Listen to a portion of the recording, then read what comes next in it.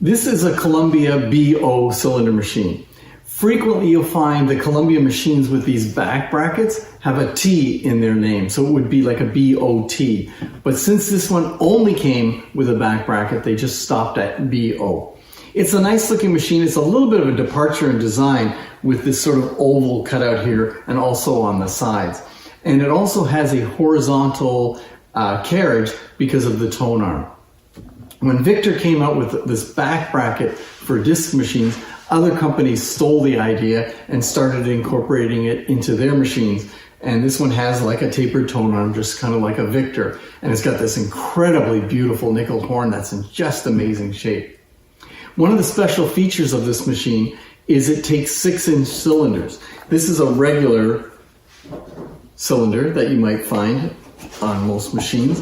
And then they came out with their 20th century cylinders.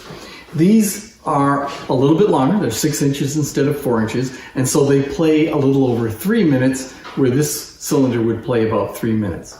But the thing is, within a couple of years of these cylinders coming out and these machines, the quality of the wax they were using was increased dramatically, and they started molding cylinders. And so the volume wasn't really a problem.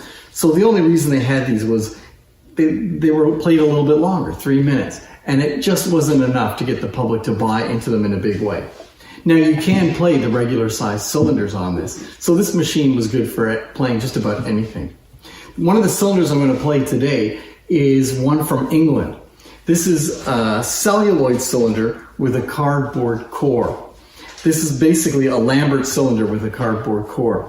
They never made this cylinder in the United States. There are no 6-inch celluloid cylinders. So this is an unusual and very rare cylinder. So we'll get a chance to hear that. And we're also going to hear this regular 20th century cylinder. Since it's wax, it does develop mold on it. So I'll just play a little bit from the middle of it. This machine is from 1908. It is a 3-spring machine, so it's got quite a powerful motor for such a small machine. In 1909, the company Columbia started selling this adapter to replace some of the parts to make it also play 4-minute records. And then they had to change or redesign the reproducer a little bit. So the stylus on this, the idea is this stylus is able to play both 2-minute and 4-minute records. Well, the 4-minute records, the stylus must be quite a bit smaller. So what they've probably done is really just put the smaller stylus on, and it's what you use for both types of records, which is probably not really good for wax records. This adapter, when I bring you in close, you'll see you can switch from 2 to 4 minutes. There are no extended play records like that in the 6-inch. So it would be playing 4-minute cylinders of this size. At around the time this came out in 1909, when they made that change, one of the reasons was Columbia got out of the cylinder manufacturing business. They got the Everlasting Phonographic Company to make the cylinders. So they got out of the business and went to a celluloid cylinder that they were rebranding as their own. And those cylinders were made in 2 and 4 minutes, and they're really good sounding cylinders. So that's what was intended to be played on this, with this upgraded reproducer and the 2 and 4 minute gearing.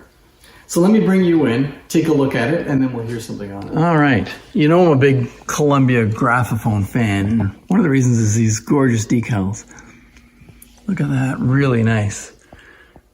Let's look at this back bracket and horn. This machine was also sold by Sears Roebuck.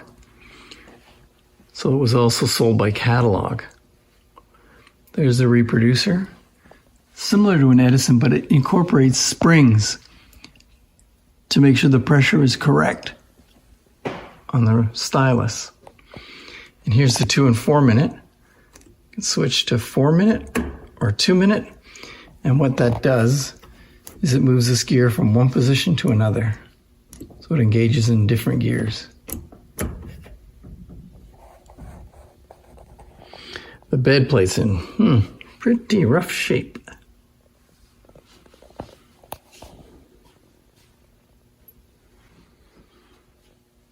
And look at that horn. Basically mint. So let's take a look at what we're going to play. It's a 20th century 6-inch cylinder. Take that out of there. And it's a two-step.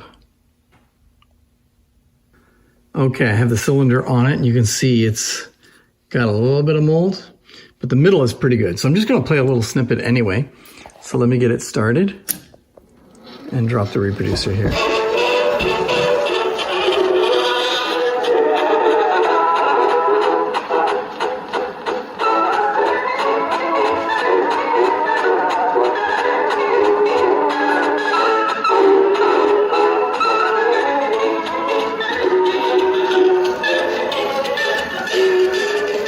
Now, these usually sound better, but that one's a bit, as I said, moldy. Here's the one we're going to play, the other one that's a little unusual.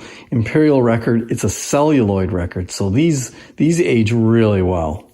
And so this should sound pretty good. The only problem is that this reproducer's been sitting for so long, I have a feeling it's not in great shape. The diaphragm and the gaskets are so dried out. So here it is, a celluloid with a cardboard interior. Okay, let me put it on and we'll give it a try. The cardboard on this one has expanded over the years, and as a result, it doesn't quite fit the mandrel really well, which means it's able to wobble. It really needs to sit on this edge here. So I'm going to push it on as hard as I can and hopefully center it, but it's going to wobble a little bit. That can be fixed. I can ream it out, but I don't have a reamer here with me. All right, let's give it a try. See. It's wobbling a little bit, but not too much.